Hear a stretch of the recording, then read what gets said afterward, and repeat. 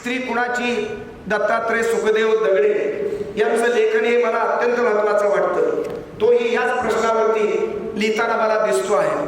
अनेक उदाहरणं प्रियकराच्या नादी लागून आपल्या नवऱ्याचा खून पाडणारी, नवऱ्याला विजेचा शॉक देणारी पत्नी नुकतं 2-4 दिवसापूर्वी आपण पाहिलेली आहे. लग्न नुकतंच करून त्याला हनुमानच्या वेळेला कुठं उत्तर भारतामध्ये घेऊन गेली आणि नवऱ्याचा तिथे प्रियकराच्या मार्फत तिथे खून केला. हे जिथं जागतं उदाहरण आपण डोळ्याने टीव्हीच्या पडद्यावर पाहिलं आणि प्रिंट मीडियानं आपल्याला लक्षात आणून दिलं. अशा प्रकारे स्त्री ही स्त्रीची आहे का? स्त्री ही संसाराची आहे का? स्त्री ही पुरुषाची आहे का? स्त्री नेमकी कुणाची? ती मुलांची, ती आपल्या म्हाताऱ्या माणसा आईबापाची, की ती नवऱ्याची, की ती मैत्रिणीची, की सखीची? अशा प्रकारच्या स्त्रीत्वाला प्रश्नचिन्ह उपस्थित करणारं अशा प्रकारचं हे ज्वलंत वास्तवावर आधारलेलं पुस्तक मला अत्यंत अंतर्मुख करून घेतलं जात आहे, अस्वस्थ करून जात आहे. खरं म्हणजे स्त्रीचा सन्मान करणारा हा देश आहे.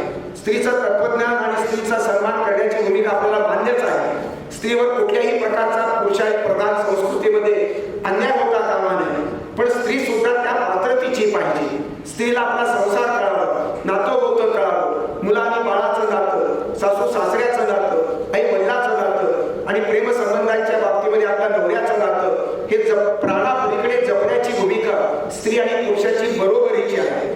पुरुषांनी बेईमानी करता कामा नये आणि स्त्रीनेही बेईमान होता कामा नये. तर इमानदारीच्या संसारामध्ये विश्वासानं अशा प्रकारचं स्त्री पुरुष नातं खुलतं. पण दुर्दैवानं आधुनिक सगळ्या जंगलवादाच्या पार्श्वभूमीवरती मोबाईल आणि तुमचे बाकीचे सगळे उद्योग ते चालू आहेत. तुमच्या व्हॉट्सअपवरती जो संवाद घडतो आहे त्याच्यामुळे अनिती बोकाळलेली आहे. अनेक प्रश्न निर्माण झालेले आहेत. संसारी जीवनाला आग लावणारी अशा प्रकारची ही अनेक घटना पुरुषही कारणीभूत आहे.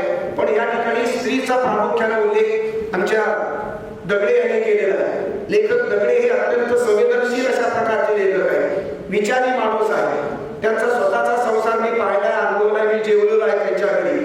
ते अत्यंत प्रगल्भ अशा प्रकारचे विचारांचे आहे. तरी सुद्धा स्त्रियांच्या विरोधामध्ये आणि पीडित स्त्रियांनी पिडलेल्या पुरुषांच्या बाबतीमध्ये ते एवढं लेखन जहाल अशा प्रकारचं बॅलन्स करून अत्यंत प्रखर अशा प्रकारचं लेखन का करू शकले हा माझ्या समोरचा प्रश्न आहे. कारण अनेक उदाहरणं, शेकडो उदाहरणं समाजात घडत आहेत आणि या घडलेल्या उदाहरणामुळं स्वतः दगडे अस्वस्थ झालेले आहेत. स्त्री मुक्तीसाठी सबंध वडाच्या शेजारी फिरणाऱ्या अशा प्रकारच्या स्त्रियाच्या निष्ठाही आपण पाहतो आहोत आणि स्त्री मुक्तीसाठी लढणाऱ्या स्त्री आपण पाहतो आहोत. पण स्त्रियांच्या जाचाला कंटाळून ज्या पुरुषांना पीडा झालेली आहे, ज्या पुरुषांचा छळवाद मांडलेला आहे, असे पीडित झालेले पुरुष एकत्र येऊन औरंगाबादला त्यांनी पुरुष मुक्ती संघटना काढलेली आहे.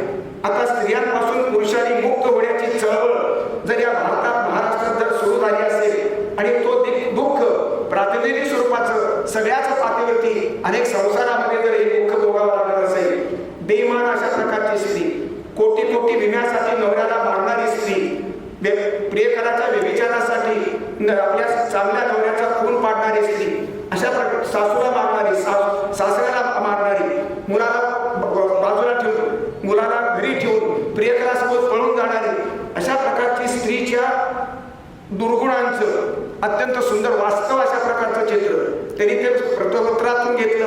या सगळ्या सत्य कथा आहेत. इथे एकही खोटी कथा, काल्पनिक कथा नाही. दगड्यांचं वैशिष्ट्य आहे, सत्यकथेच्या आधारे मांडलेलं पुस्तक आहे आणि मग या पुस्तकाचं मूल्य आणि महत्व सध्याच्या समाजामध्ये अधिक आहे. या पुस्तकामुळे अंतर्मुख होऊन वाचून पुरुषांनीही आपला योग्य तो बोध घ्यावा आणि विशेषतः स्त्रियांनी ज्यांचं वाकडं पाऊल होणार आहे, जे संसारामध्ये घात करणार आहे, अशा अविचारी स्त्रियांनी आणि अविचारी पुरुषांनी दोघांनीही पुस्तक वाचावं अशी माझी अपेक्षा आहे. परंतु स्त्रियांचा कैवार, सगळे स्त्रियांचा कैवार घेत असताना एकटा हा माणूस स्त्रियांच्या विरुद्ध घेऊन पुरुषांची बाजू का घेतो याची कारणं पुस्तकामध्ये लपलेली आहे. तरीही पुरुष प्रधान संस्कृतीमध्ये अनेक स्त्रियांवरती नक्की अन्याय होतो आहे. पुरुष काही कुठल्या तारण्यासारखा नाही. पुरुषांच्या गुलामगिरीमध्ये अनेक स्त्रिया हुंडाच्या त्या ज्वाला बनत आहेत, जळून जात आहेत. हुंड्यासाठी छळणारे पुरुष वर्ग कमी नाही.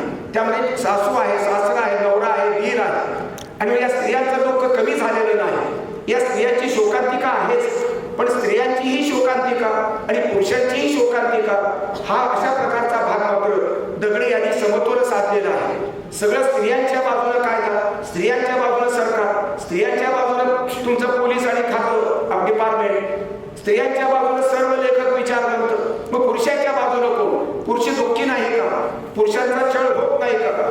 आणि मग सत्य घटनेच्या आधारे हे पुस्तक लिहून पुरुषांच्या मुक्तीचा आवाज, स्त्री ही मुक्त व्हावी आणि पुरुष ही मुक्त व्हावा. पुरुषाने स्त्रीचं छळ करता कामा नये, स्त्रीला पुरुषांचं छळ करता कामा नये. गुन्ह्या गोविंदाला दोघांनी राहिलं नाही, सर्व महाराष्ट्राने राहावं. गुन्ह्या गोविंदाला सर्व पृथ्वीवरच्या सर्व संस्थांनी लोकांनी राहावं, सर्व देशांनी राहावं, सर्व सांस्कृतिक प्रवाह आनंदाला लावून घ्यावे. अशा प्रकारची व्यापक कल्पना या पाठी